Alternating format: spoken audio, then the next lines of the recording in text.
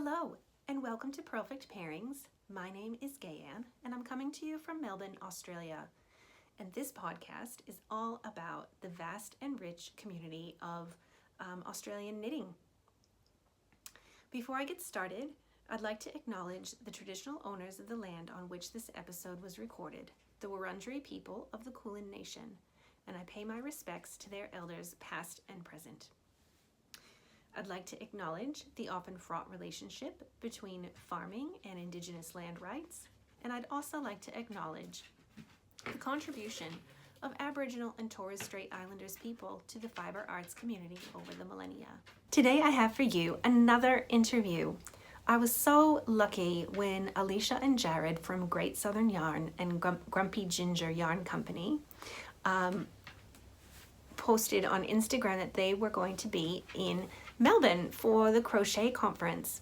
So I had to take the opportunity to interview them while they were here, because otherwise it would be really difficult to get up to New South Wales to where they are. So let me see, before we head over to the interview, I will put anything that we talk about. There'll be links in the description box below.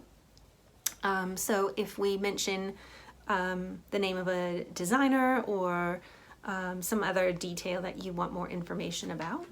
I think that's all the housekeeping before we get stuck into the interview with Alaeshia and Jarrad. I hope you enjoy it. Hello, and here we are with none other than Alaeshia and Jarrad Kircher from Great Southern Yarn. Yep. And Grumpy Ginger Yarn Company. Yeah. Hello. Hi. Thank you for coming on. Thanks for having us. So you are just going from strength to strength with Grumpy Ginger and now Great Southern, producer of beautiful, beautiful yarn. Thank you. But how did you get started? Oh, so our journey started about 2.5, 3 years ago, where I was working as an environmental scientist for a mid-tier construction company, and we had our then daughter who was at daycare but was spending way too much time at daycare. And the pipe dream was always to own my own little yarn store. So one night over a cup of tea, we were sitting there and I was, true form, and I was romanticizing about my yarn store with the fireplace and sitting there knitting and, doing all the fun things. And Jarrad sort of said, well, let's make it a reality. So here we are. That's where Grumpy came from. It just blossomed overnight, didn't it? We went and found the right property and started the journey. Sorry, I'm going to just step back. Jarrad, we love you for that. Literally, there's going to be signs all over Australia about that. So you say you found the right property, just where the shop is located? Yeah, so currently we're at the Wow Milk Factory, and that was a beautiful little spot for us because it's got a few little specialty stores, it's got somewhere to go and have breakfast or lunch, and it really complemented the shop. And the shop is in a beautiful little old white cottage with all these little rooms, so you can sort of go, you feel like you're at home when you're in there. And that was always the whole drive and motive of it, was to feel like you're at home. Yeah. Oh, cool. Yeah. I really want to go now, because I love that sort of destination yarn shop kind of concept. Yes, yeah. Yeah, so that's what it was all about. It was creating that little space and sort of that inspiration for creativity, that sort of you walked in and inspired you to want to do something, and the beautiful colours and textures. It's a sensory overload, a lot of people say. Yeah. No, they can. Especially when you first see the great wall of skeins. Yes. The whole front room is absolutely covered with pegboards, floor to ceiling, with all hanging skeins of all different indie dyers from around the world, and it just creates a phenomenal effect. I think that would be like everyone's dream craft room, right? Yeah. And you have it as the shop. Yes. That's amazing. Yes. That's amazing. So then how did then Great Southern come about? So we were actually on holidays at Patonga Beach with the family, and I had noticed at Great Southern Yarn they'd put out expressions for interest, and I had a few friends of the industry sort of poke me and go, "Hey Leish, have you seen this?" And I'm like, "Yes, I've seen it." So then again, this time it was over a glass of wine. I said to Jarrad, "You know, I've always been intrigued about dyeing, and it could be a lot of fun and whatever else." And It sounds so simple, and it's yeah. I reckon we could do this on top of everything else. Yeah. so yeah, next thing we knew, we were up at Islington and taking over Great Southern Yarn. Fantastic. Yep, learning how to dye and scanning and all the other the ins and outs of the industry, and quickest crash course you've ever received in the industry. Yeah. How do you find dyeing? Because you both, I think you both do it, we do. right? Yeah, we do. Yeah. We both have our specialty sides of the dyeing pot, basically. Okay. So yeah, we build our own dyeing studio in the backyard at our place. So basically, we had a small granny flat that we converted, and then it became too small, and then we kind of rebuilt it. Okay. And yeah, it's beautiful for like the Insta shots and everything like that. But Which is what you primarily see. Is the dye studio. so yeah, we designed it properly for the workflow and everything. But yeah, we both dye. So I primarily specialise in the semi-solids. Yeah. And then, as Leish call it, my crazy play. So a lot of the new crazy play colours that have been coming out. So you've got a couple here today as well, with some of them like the Calippo and some of the This Is Us range, which we've been developing. All colours that I've developed and played with. But we both work the dye pots, we both work the skeiner, we both work the orders and work together on that. And slowly over time we've moved from dyeing just with pots and pans and trays, in a very basic setup, to now with the business certainly starting to ramp up. We're moving along to drying cabinets and to large scale dyes and everything like that, so that we can actually keep up and support the orders. It's great, but yeah, I really find it is a great creative outlet. Like in my day job, I'm an engineer, so for me, everything I do is very calculated. Everything is very planned. There's creativity, but it's creativity about how I put that plan in motion. So coming to a purely creative kind of colour play space, I wasn't something that I ever envisioned that I would be doing, but it is something that I've really enjoyed. And it would actually take all of your engineering, all the math and the precision and the calculations in terms of like developing colors too, right? So you've got those transferable skills. Yeah, bring to and that. it's not only that. Like anyone can go and take some colours, throw them into a pot of water, and come out with some kind of beautiful bespoke skein. It's when someone goes, "Oh, I really like that. Can you do that again for me?" Yes. And getting that repeatable, which has been where we've been doing an extreme amount of work with making our dyes that we've developed and our dyeing process repeatable. So like consistency with colour batches, colour weights, consistency, temperatures, how we cook things, and working on that kind of pseudoscience side of things behind the dye, and even down to temperatures of water and where we start with certain types of yarn, what temperature we get that to, the grams of how much dye we use, and then from that moving on to how long we cook it for, maximum temperatures. There's so much to it that to go in to get to that point where it is repeatable, and to the point where you're never going to get it 110% exactly the same, because it is a natural product, but as close as possible to the point where you could use, because we dyed primarily in lots of 4, and you could use the second lot of 4 that we've created in the same jumper or same garment with minimal interface issues, because of the fact that the colours come out very similar. That's fantastic. So yeah, a lot of work goes into that for our consistency. Definitely. I think not everybody realizes what goes into dyeing skeins and keeping that consistency over the lot. number and between lots as well. Exactly. Yeah. Yeah. No, totally. But this brings me to another question, which is, what's it like working with your partner? So we worked with one another when we first met, Okay. and let's be honest, Jarrad didn't like me. It's because you were wrong and I was right, okay, and you were also working on my budget at the time, and I was the project manager, and you cost me a lot of money. So That's my job as an environmental scientist. you kept on stopping me from doing what I wanted to do and saying no. So that was not a good thing. So I won Jarrad over by just continuing to do my job and ignoring him. And eventually the guys on site were the ones that convinced him that I actually wasn't the bad person that he thought that I was. And from there we've just been able to work together ever since. It just, I think we probably had about 4 to 5 years where we didn't work together, and it was just strange. It just, I felt very distant. We very much know how to separate work from play. And I think that's important that we know, and we also know our roles. So like particularly with,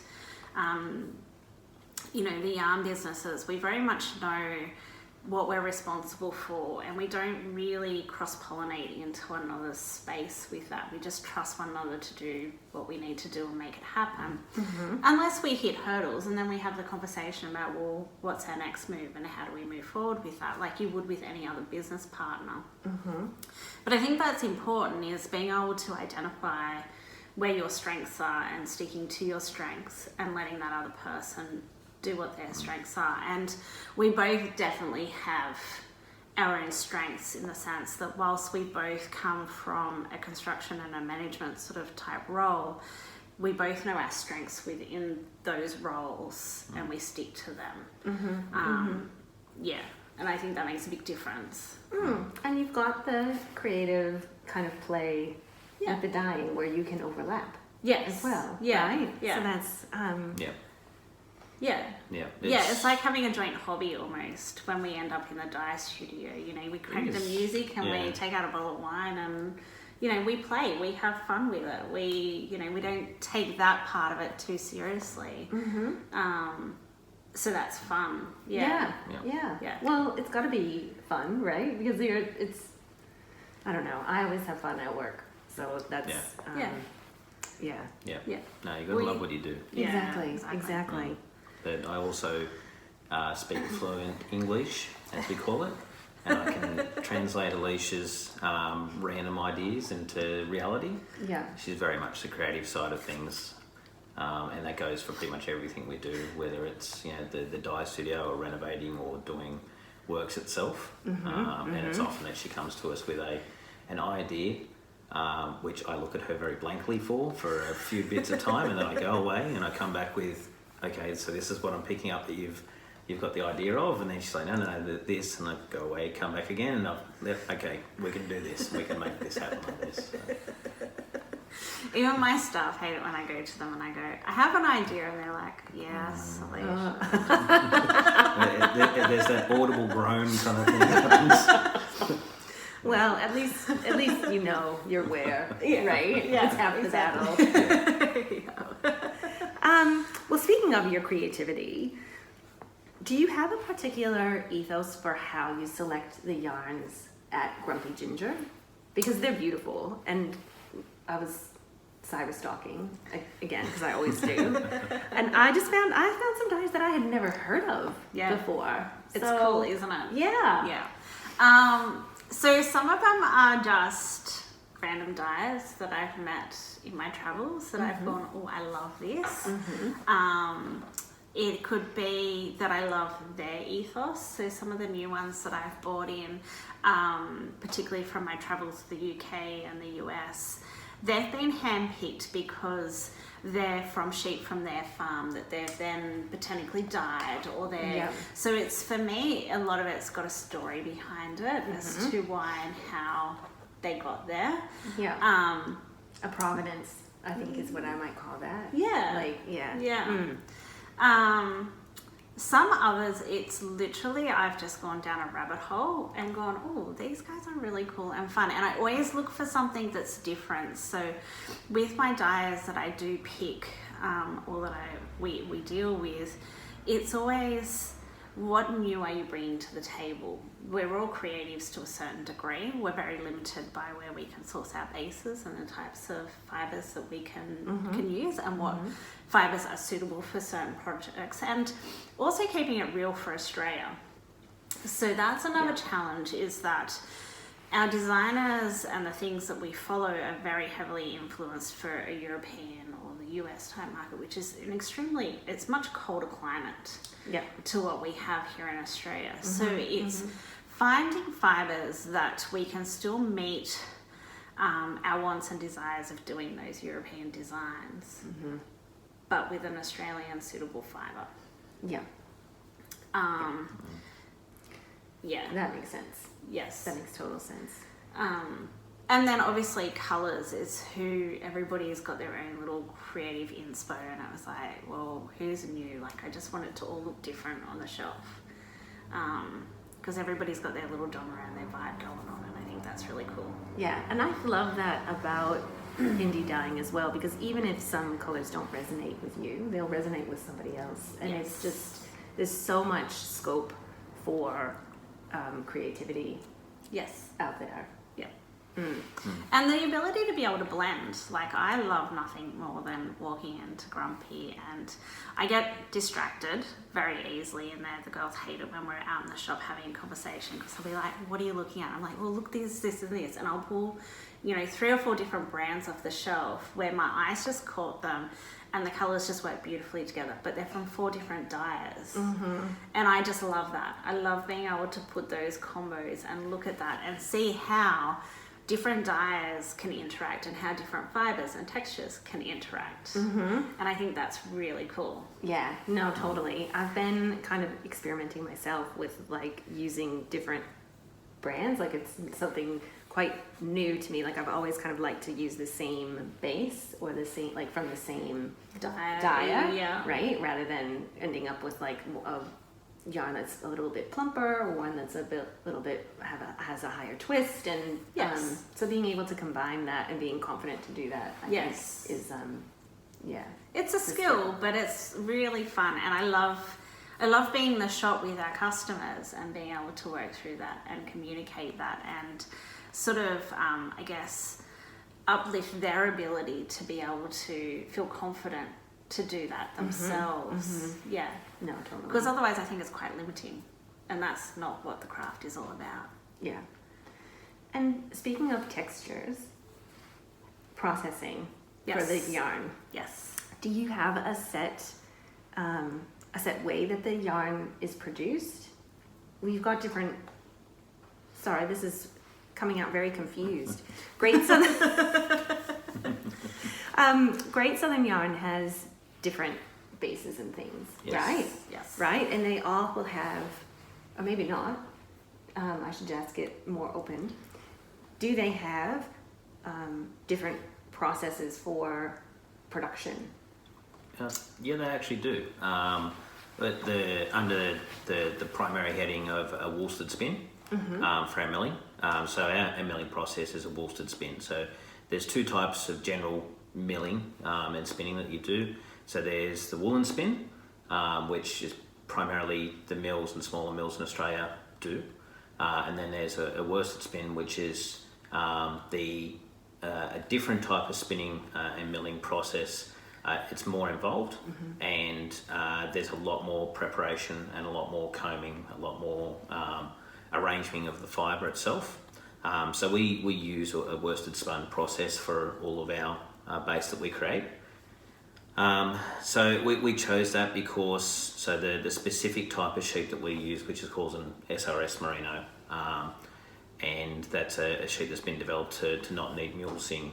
And also the farmer that we use, the wool that we get from our farm in Wellington in New South Wales is extremely hard and long fibre. So when we go through the process of using the wool, the scour, and then the worsted spun, we get this beautifully soft, plump product that comes out of it. So it goes through the spinning process itself, and they create the thread, and then from that, then they go through and use the thread to create any number of spins, twist ratios, plies, base arrangements as it stands. So we produce a 4-ply, 5-ply and 8-ply in a 100% SRS Merino, a Merino nylon, which is an 80-20 blend, so it's still extremely soft. A 60-40 Merino alpaca, which we've just introduced to the range, and also our 100% Australian Merino single spun, which is only in a 4 and 8-ply, but it's gorgeously plump. So that's different once again with the single spun, because it's what's called a water set. So because the fibre itself, it goes through the twisting process, and which binds it all together. Because it's only staying as one large soft fibre itself, it's softer than when you've got all of the different twines being spun together. Yes. So they do a process called water setting, which is basically they put it in water and they effectively boil it, or don't boil it, sorry, but they heat it at a certain temperature for a period of time, and then they bring it out and dry it. And what that does is it helps the fibre basically grip to each other. Yes. Which then means that the single spun itself gains that strength that you get from a normal yarn. So there's a lot involved in the milling process. The milling process that we've chosen for us works really well for the quantities that we process, but also perfectly complements our fibre. Now, I want to take a deep dive into the yarn, but we'll do that in a minute. Can we go back to mulesing, because I think for the first time we're going to get a bit controversial on Purlfect pairings. Now, I purchased this book from Knitting for Olive and read about how they've said that the majority, well, they've said quite a bit of yarn in Australia is mules because of the blowfly attacks on the sheep. Now, Knitting for Olive did come out with an apology about that on Instagram, so not to take away from their book, which is full of gorgeous designs, by the way. I really want to make that sweater. Yeah. Cover sweater is just Gorgeous, isn't it? Yes. And I was so happy when I saw their apology, but it actually sparked me to reach out to you because I knew that I was like, wait a minute, there's non-muled sheep in Australia. Like, there is, because that's the SRS Marino, right? Which I understand stands for soft rolling skin. Roll skin, yes. Is that right? Yes. That's correct, yes. So can we just talk about mulesing for a little bit? What is it and why is it necessary? Okay, so mulesing is a process whereby they remove a layer of skin off the bottoms of sheep. And the very old school practice, whether or not they still do it, I can't confirm or deny, was that they wouldn't receive any painkiller or any anesthetic. Yes. And they would be released back out into the farm after that layer of skin had been removed. Yes. They removed the skin so that they removed the layers of rolls in their bottom. Now they need to do that because the fecal matter gets stuck in the bottom in those rolls. Yes. Flies come in, they release their larvae and whatever else, and then they basically feed off the fecal matter that's in the bottoms. Yes. But then they don't just feed off the fecal matter, they start to feed off the sheep. Yes. Probably fish too if they could, yes. Right. So that effectively will kill the sheep. Yes. I'm going to keep on saying fish now, so. aren't I? That's all right. No, that's okay. Is there a way to do it, to do mulesing in a way that is not harmful for the animal, or in a humane way? I believe if they were to use anesthetic and antibiotics, it would help because they wouldn't feel the pain, and they also then wouldn't suffer with any potential infection or anything like that. Yeah. But from my knowledge, no, there isn't any other way of doing it. Yeah. The issue is that, like sheep, like any other animal, if they're not clean, then they do invite infection, they do invite flies, etc. I mean, we'd have the same issues with humans if we didn't ever wash, and that would be the same kind of arrangement.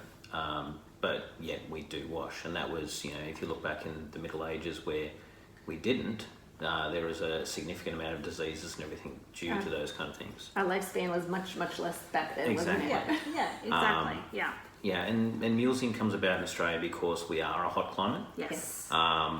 We were a cold climate like you know, areas in the UK and some in the US where it's not required, then it would not be done in Australia. It's not done for any other reason than for the healthy animal. To save and I the think that animal's needs to be- life. Yeah. Exactly, and I think that needs to be really put forward, that it's there. You know, it's not something that the farmer does because it just makes the wool better or it makes the animal better. It's because it's for the health of the animal itself. So it's, yes, no, that makes perfect sense. Yep. But then what is it about SRS Merinos that means they don't need to be mulesed?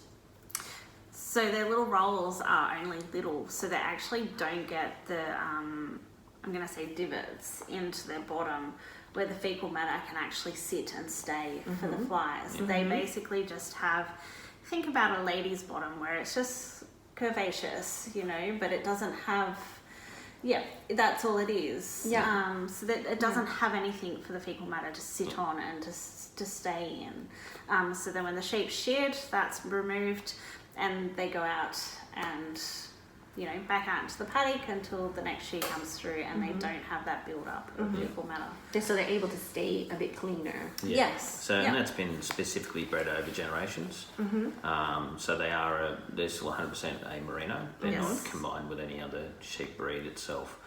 It's something which has been specifically developed in Australia, and there are only a few different farms which actually do breed the SRS Merino, and it's just become a recognised breed and a trademark itself as well. So it's something which is becoming more well known within the industry. We're just lucky with our supplier that we stumbled across it quite early and got on board with them because we generally like the idea of the non-mulesing, you know, the ethical treatment of the animal itself. You know, like that's a big part of our ethos with the business, but also, you know, Aleashia's background with the environmental scientist side of things. We're both real big animal lovers as well. So it sits really quite well with us. And also, if we can still produce the same beautiful outcome while not being cruel to the animal, then that's an absolute win in our books. Yeah. Well, can we talk about now the beautiful product? Yeah. We've Yes. got something. Please. Yeah. Let's do that. You've Do grabbed you the- want to start with this one because That's- this It's is your new Well, favourite, isn't look, it? the secret's out. The secret's out now. It is. We've just released this base, so this is our 8-ply single spun. the lights bouncing off it a little bit. It's an 8-ply single. Yes, that's correct. It's incredible. It's so soft. This is new. Yeah. It arrived in, End of May, start of June. yeah. Yep. So I haven't really had much time to even dye much of it. We've got very limited stock dyed at the moment because of it. Yeah. yes. It's very new. That would be amazing for shawls, garments, hats. Oh yes. It's fabulous. I think you should definitely look out for that one. What else? Let's go through the range. So the Marino alpaca also came at that same time. Oh. This is the Marino alpaca. I have not heard. So what place? Oh. What place that one? That one I think is a 5-ply. 5-ply. Yes. Oh. I'm a little bit partial to a 5-ply. I'm not going to lie. I believe, and it's purely my opinion, I believe that a 5-ply is the ultimate Australian weight. I can see why you would say that. 8-ply, just that little bit too heavy. 4-ply, that little bit too light. Maybe unless you live in Perth. Yes. And but 5-ply, really nice mid-weight. Yes. Perfect for layering if you want to layer. Perfect as a single garment if you want it as a single garment. Yeah. And this I love has quite a bit of twist too, so I reckon this would have some really good stitch definition. Amazing stitch definition, yes. And I know one of your favorite designers is Vera Marcu, and I have talked about this sweater heaps. Her Crazy About Cables jumper, Yes, yeah. which is like one of my dream knits. Hi, Vera. We love you, Vera. We do love you. And it calls for a 5-ply as well. Yes. And I think this is not far off of the meterage of the yarn that Vera used originally. But if you're keen for a cable jumper, do keep in mind that we're about to release a Milo jumper in July, Oh, which is a 5-ply, which would be perfect in either, we've done it in the merino, but it'd also be perfect in the merino alpaca if you wanted that extra bit of warmth. got to get your hands on some of this as well, because that's It's delicious. ultra soft too. Yes. So But- that's a 40-60 blend. So 60, 40. 60-40, yeah. When you compare them, right, they're obviously different weights, right? So a bit of an apple and a clementine, or an orange and a clementine comparison, right? Yes. But still so soft. They're fabulous. What's next? Then I always go to my all-time favorite, which is our baby. It's our SRS Australian Marino, 100% Australian Merino, and this is in the 8-ply as well. One thing I don't think we've mentioned yet today is all of our fibres are non-superwash. Okay. We don't superwash any of the fibres. I didn't ask. Are they processed on shore in Australia or New Zealand? We take ours all to Design Spun in New Zealand. Yeah. Because it is the only worsted spun mill in the Yeah. Australasian region. Yeah. Yeah, So, they can actually handle the quantities And Yeah. and handle the quantities. design that we're looking for as well. Yeah. And that's just plump. It's divine. Beautiful. Yes. It looks like it would have great stitch definition. And you said this was this is the 8-ply. as well, yeah. Yeah, amazing. And that color is beautiful. It's very deep, Yes. a deep Yeah, blue. it's one of my favourites. Yeah. Martine M. Dor. Oh, this was the line that you have named after. Yeah, the Australian artist. yes. Yeah, so that's part of the artist collection, that one. Yes. So that was one of the first great Southern collections that came out. Yes. That's fabulous. Hmm. And what else? What else have we got? Merino nylon.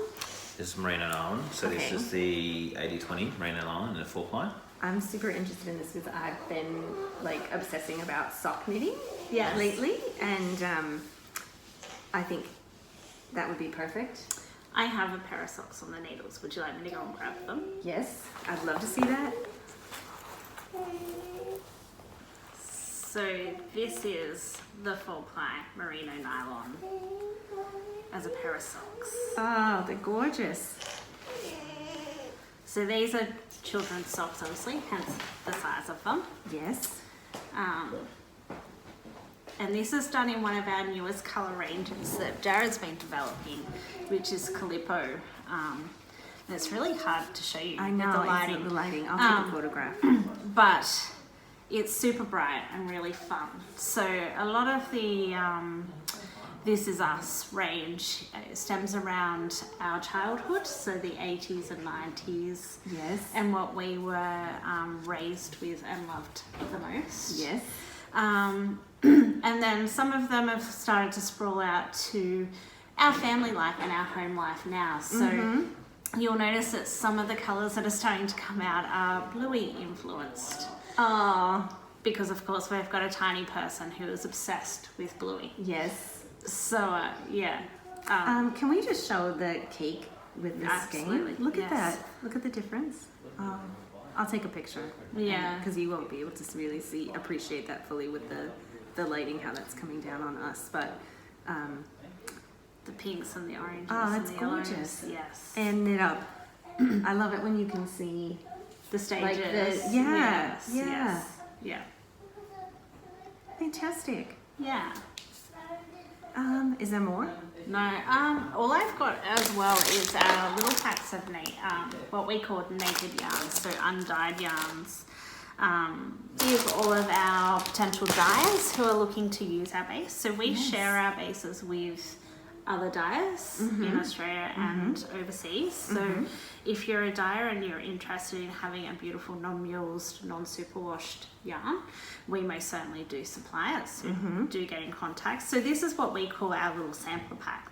And what we do is we give you a taste of each of our bases in one of the plies, but you'll get one of the 5 plies. But the first thing I'm going to ask you to do, and you're going to look at me crazy like, Okay. but have a sniff.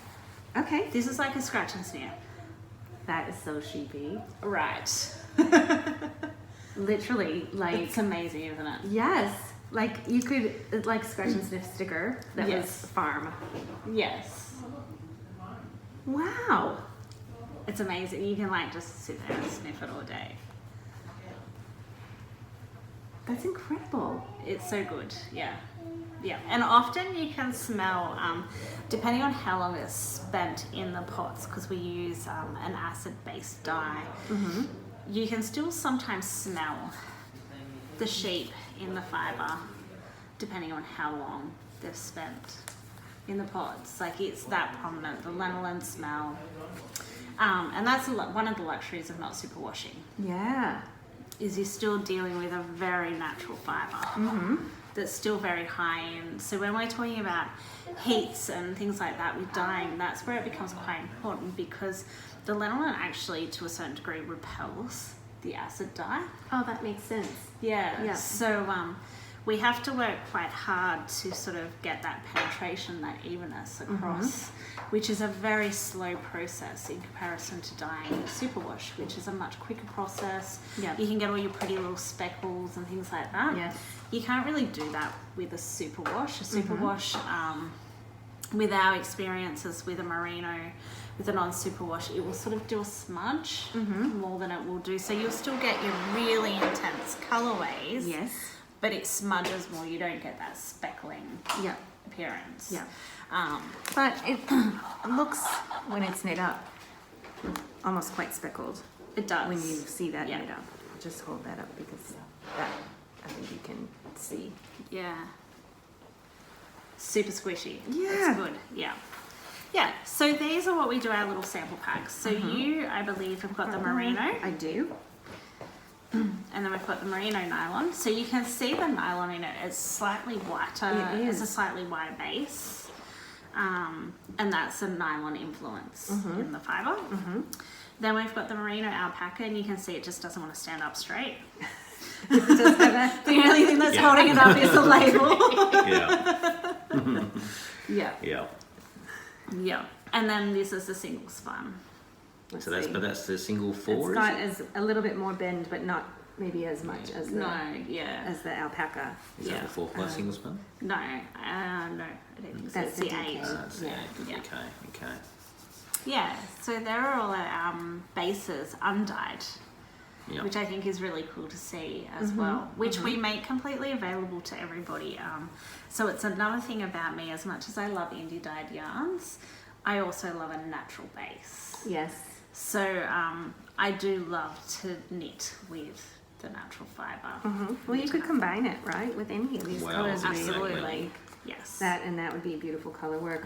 Very, what is it? The Petite knitter Yes. uses quite a lot of natural. naturals, yes. Even that one too would be a great combo. Well, funny you mention that because Shelley husband thought exactly the same thing. So she's actually been working with our fibre with some of her latest designs with crochet. Oh, so, yeah. Yeah.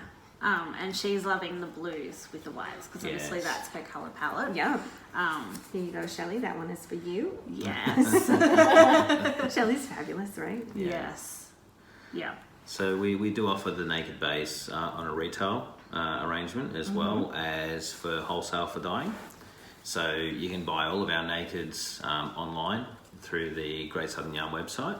But if you're a dyer and you're looking to use a premium level fibre and you'd like to get some samples from us, all you got to do is contact us and we'll send you out these little sample kits.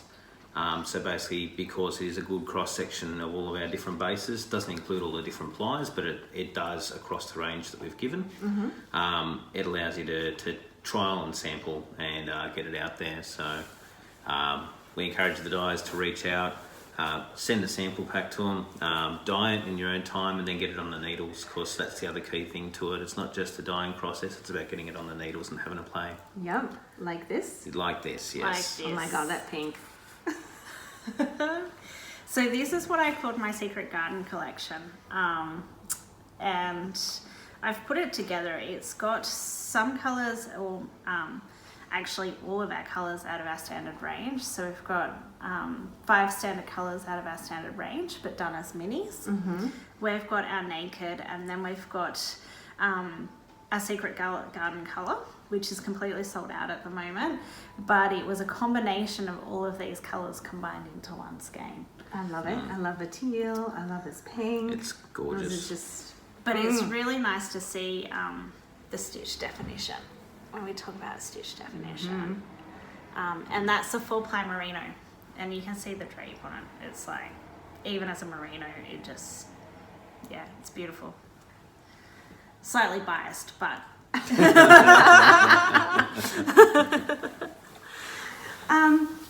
all right, so where can viewers find you? so we're obviously on social media. We're all over social media with Instagram and Facebook. Yes. We have websites, which everything that we have available is on our website. So we have comprehensive websites, which includes designs that we've worked with designers are available on there, as well as the bases. We attend most major events, so we'll be at Bendigo next month. Yay! We're here in Melbourne at the moment for the National Crochet Conference. So we go to all of the major events around Australia. Where else? I feel like we're everywhere. Yep. So we've got a number of retailers which are listed on our website as well, where you can actually go and squish. So obviously Grumpy Ginger's one of them. Yep. Salamander. Salamander Woolly Beta Blue Market. in South Australia. Who else? We've just picked up Wanissa Markets Yes. as well.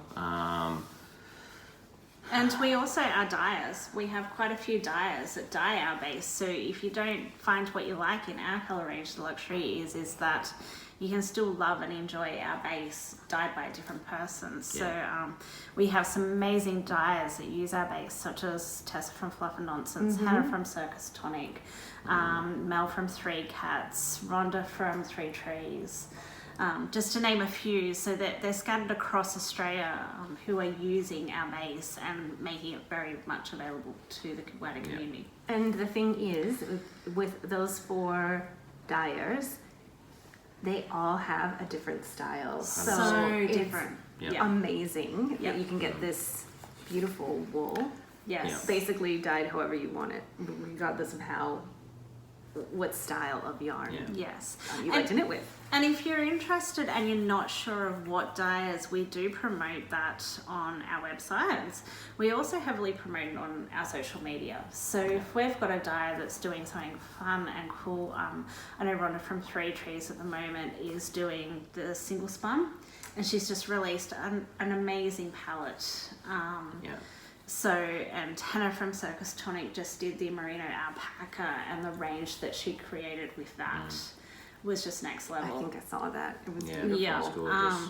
Skip Rope's done some beautiful stuff with our merino nylon bases. Yeah. That was. So like, Just do the socks. you literally.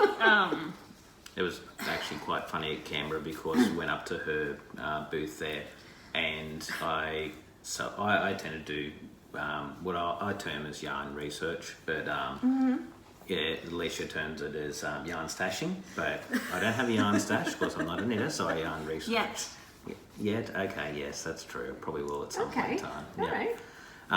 And walked up to Skip Rope and had a look at her store, and she had this absolutely gorgeous mini set. I think it was half a dozen 25 gram minis. Absolutely beautiful.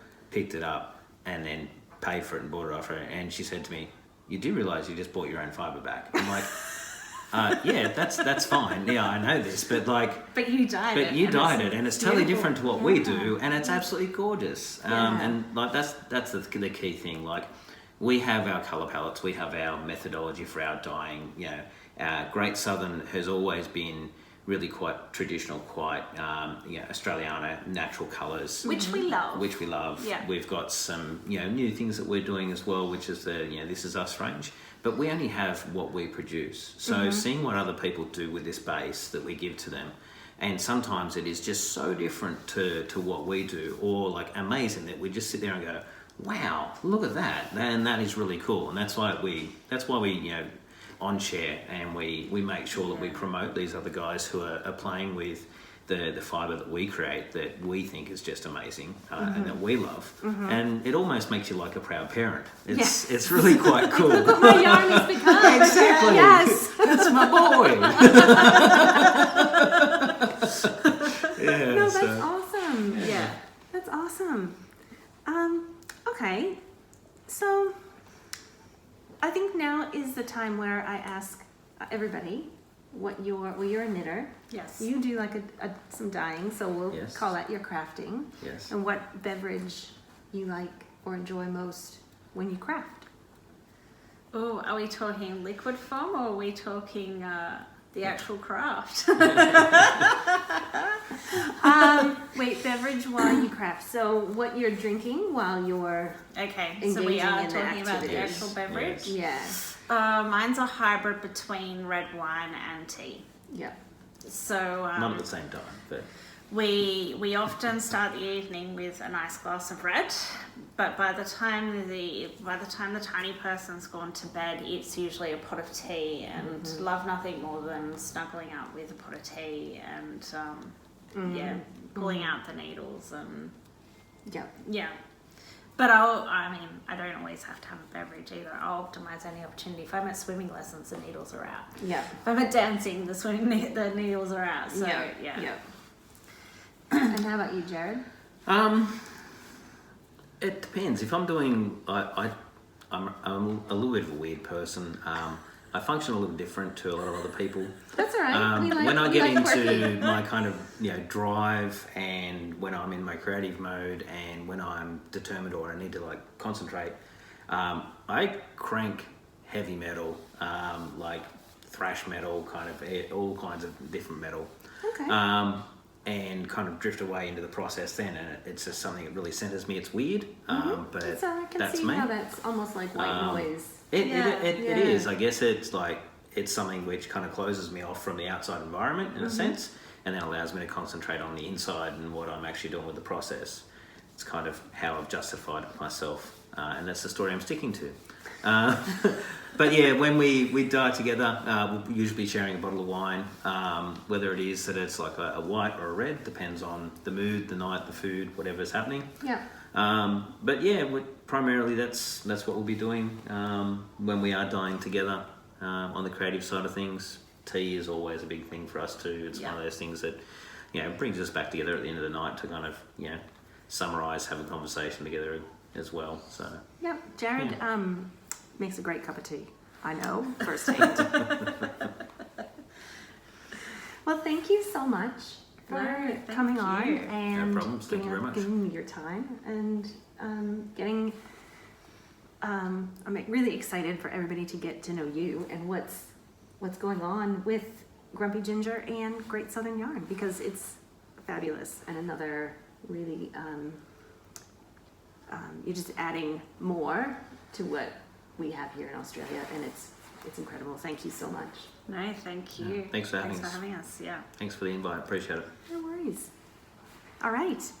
Now, if you've enjoyed this episode, please hit the thumbs up button. And if you would like more content of this kind, please hit the subscribe button. And until next time, we'll say happy knitting. Yes. We're knitters. Absolutely. All right. Happy knitting. Happy knitting. See ya. See you guys.